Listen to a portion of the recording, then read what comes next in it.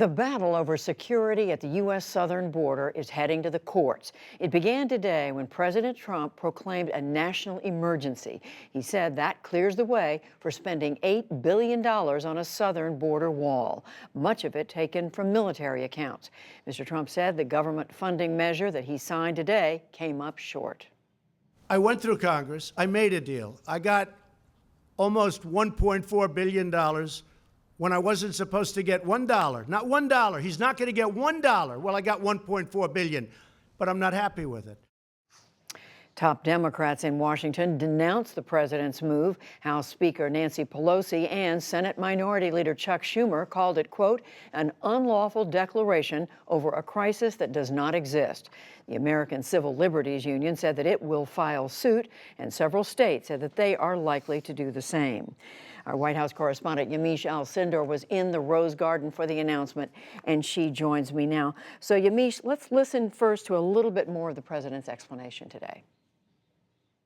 I could do the wall over a longer period of time. I didn't need to do this, but I'd rather do it much faster. We had certain funds that are being used at the discretion of generals, at the discretion of the military. Some of them haven't been allocated yet, and some of the generals think that this is more important. I was speaking to a couple of them. They think this is far more important than what they were going to use it for. I said, what were you going to use it for? And I won't go into details, but didn't sound too important to me. So, Yamiche, hearing that, where exactly is the president pulling this money from?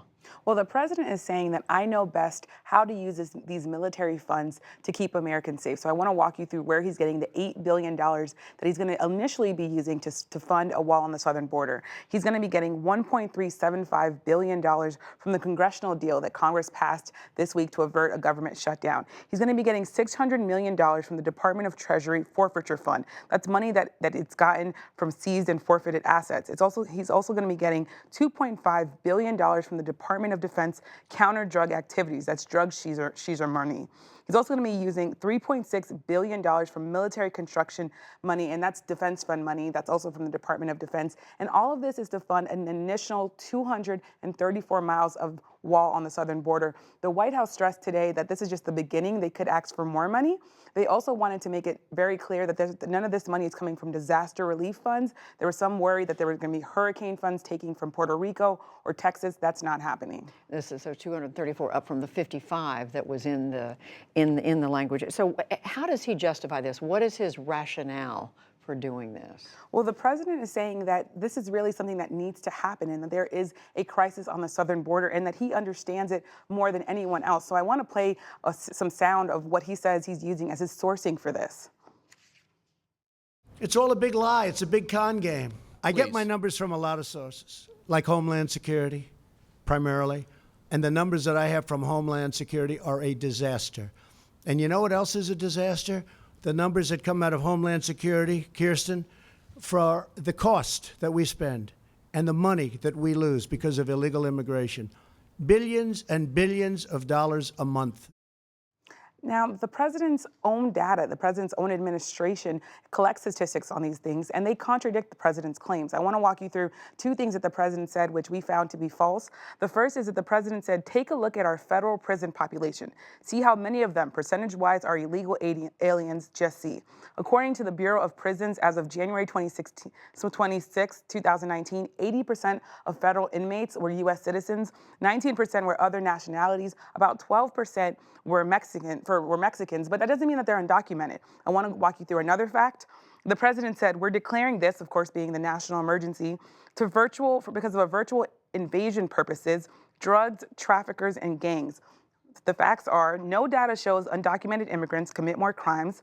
A study by the Cato Institute, which is an organization based in Washington, D.C., found that U.S. citizens are convicted at almost double the rate of undocumented immigrants in Texas. That was a study done in 2015. And last, government data shows that the majority of drugs come through legal ports of entry. So the president here is making claims that just simply aren't true. And finally, one other thing, Yamiche, the president was asked about how much he pays attention to is influenced by conservative news media. What did he say about that? The president said that the conservative news media doesn't dictate White House policy, but he also very much praised a lot of people that are in the conservative media. Listen to what he had to say. Sean Hannity has been a terrific supporter of what I do, not of me. If I changed my views, he wouldn't be with me. Rush Limbaugh, I think he's a great guy. And he's got an audience that's fantastic. Wait, they don't decide policy. In fact, if I went opposite, I mean, they have somebody, Ann Coulter. I don't know her. I hardly know her. I haven't spoken to her in way over a year. Laura's been great, Laura Ingraham.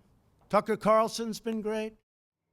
Now, Ann Coulter said that the president shouldn't sign this deal, this congressional deal to avert a government shutdown. He did do that, so it's true that he didn't listen completely to what conservative media said. It's also important to note that the president said he's up for a legal challenge. Now, the House Judiciary Committee has already said it's launching an investigation into this, and Congress can either pass a resolution disapproving this or trying to stop a national emergency, or they can file a lawsuit, which is what you said the ACLU does. But the president said that he's ready to fight this all the way up to the Supreme Court, and he thinks he will win, Judy. And it looks like he is getting a fight.